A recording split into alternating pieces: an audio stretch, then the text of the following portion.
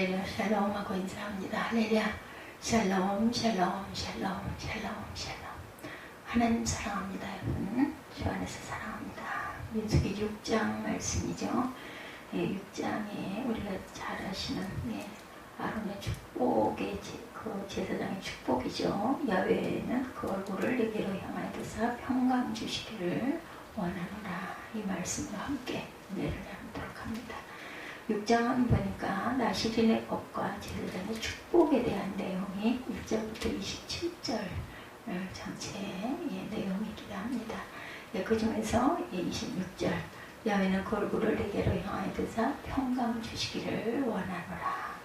유대인은 화가 나면 고개를 푹 숙인다고 합니다. 하나님은 가인과 그의 제물을 받지 않으셨죠. 그래서 가인은 몹시 화를 내며 자기 얼굴을 아래로 떨고 왔다. 창세기 4장 6절에 보면 이렇게 나와 있어요.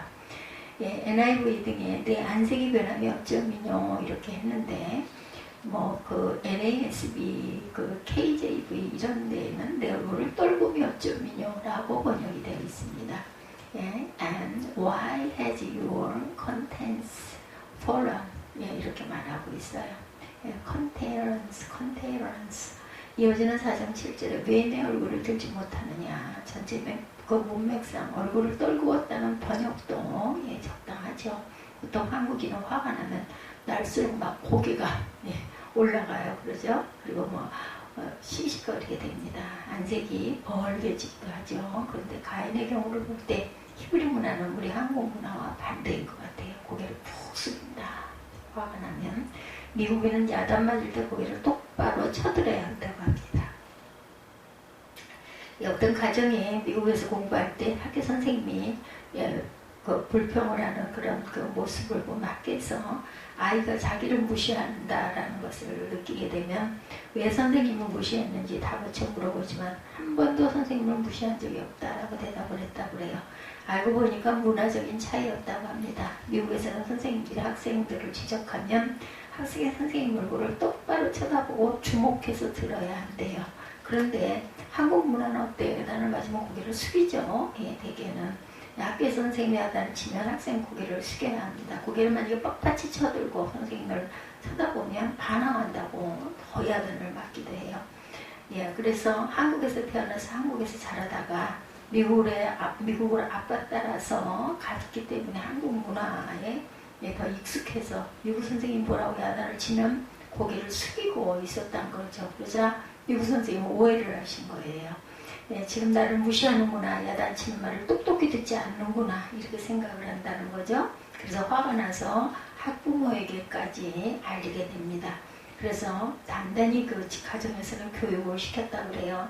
선생님이 뭐라 그러시고 야단을 치시면 선생님 눈을 똑바로 바라보고 잘 들어라. 그렇게 해야 된단다 하고 다 이러고 가르쳐줬다고 합니다. 한국인은 야단을 맞을 때 고개를 숙인다. 그 후 어느 날 집에서 야단을 아이를 치게 됐어요. 근데 그 애가 고개를 빳빳이 쳐들고 똑바로 쳐다보더라는 거죠. 이게 어디다 대고 눈을 똑바로 뜨고 나를 쳐다봐. 너 반항하는 거야? 야단치던 목소리가 갑자기 더 높아졌다고 합니다. 엄마가. 그러다가 아차 하는 생각을 했다고 그래요. 아이가 문화적 혼동을 일으키고 있었던 거예요. 학교에서는 그렇게 해야 된다 하니까 집에서 엄마가 야단을 쳐도 똑바로 엄마를 고개를 쳐들고 쳐다봤다는 거죠. 요즘에는 또 그렇게까지 해서도 그것도 안 되는 시대가 됐지만 지나간 얘기이기도 합니다. 집에서 아버지께 야단을 맞았을 때 취하는 행동이 달라야 한다는 것. 어렵사리 터득을 해가고 아이들이 한국에서 자라던 아이들이 미국에서 미국 생활에 그걸 잘 혼동한 부분을 맞춰서 가기가 참 어려웠겠구나 하는 생각을 저도 합니다.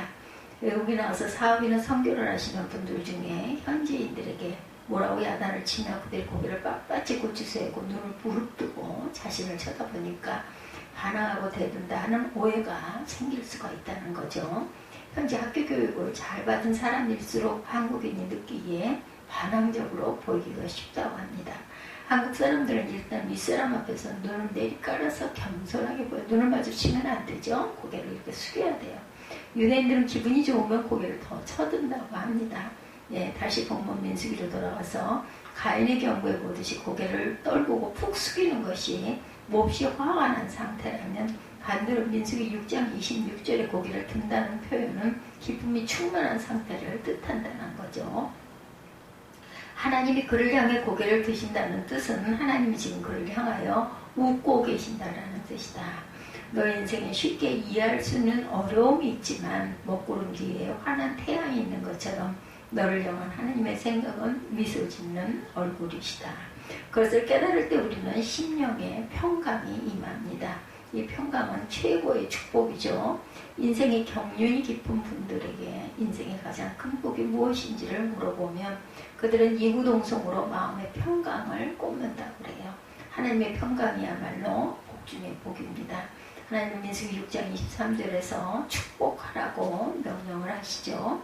아론과 그의 아들들에게 말하 이르기를 너희는 이스라엘 자손을 위하여 이렇게 축복하여 이르되 그리고 그 제사장의 기도이죠. 축복이죠.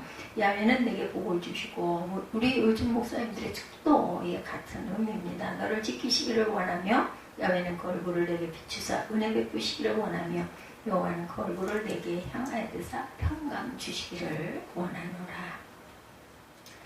인생의 경륜이 깊은 분들에게 인생의 가장 큰 복이 무엇인가 물어보면 모두 다 마음의 평강이다 이렇게 꼽는다 그래요.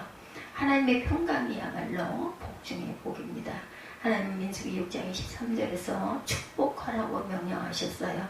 신약의 만인 대제사장인 우리는 그 구절로 서로를 축복해서 그 축복대로 하나님의 평강이 임하도록 해야 할 것입니다.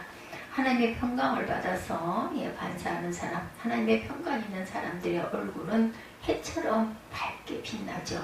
얼굴은 미소를 잃지 않습니다. 웃고 계신 하나님을 체험하는 사람은 날마다 웃을 것이죠. 웃고 있는 얼굴은 못생긴 얼굴이 없습니다. 모두가 멋있고 아름답고 잘생긴 얼굴들이죠. 그 얼굴에서 평강이 흘러넘칠 때 사람들은 마치 하나님의 얼굴을 보는 것 같다 이렇게 느낍니다.